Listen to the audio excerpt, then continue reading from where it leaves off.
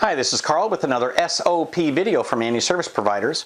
You know, one of the single most important checklists or to-dos that you can have in your company is the Client Onboarding Checklist. So setting up a new client on managed services or cloud services.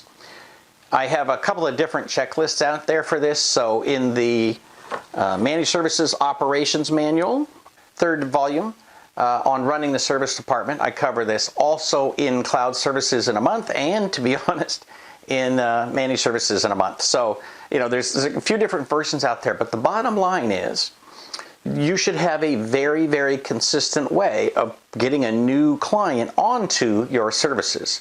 And there's several reasons for this. First of all, there's what they call the end peak rule. In other words, when you go into a client's office, whenever you have an interaction with them, they're going to remember the end of that interaction, and they're going to remember the high point, the peak of that interaction. So the peak, the high point might actually be the first impression.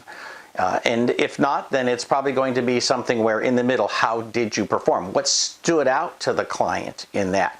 And so crafting your onboarding process is hugely important, because it means that you control the probability that the client is going to have a very positive impression of your company.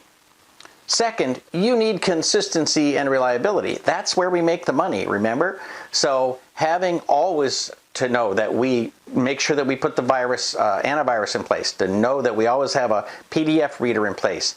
You know, the RMM tool is in place. We're patching and monitoring and fixing, right? All of these things need to be done in a perfect world. They're done in the same order at every client, and they're done in a way where we try not to interrupt the client. We don't kick them off their desktop if we don't have to, right? You have to manage that onboarding so that you begin to manage the actual relationship.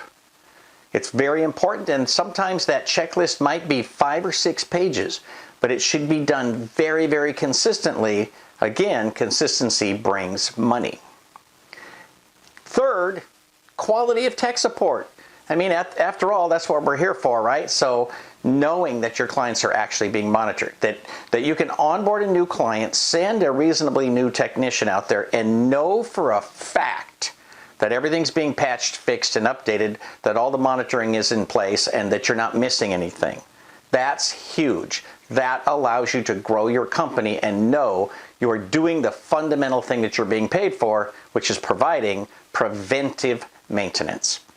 For Small Biz Thoughts, this is Carl Palchuk, wishing you the best of luck in your managed service business. Like it if you like it, share it with your friends, and absolutely subscribe to the channel.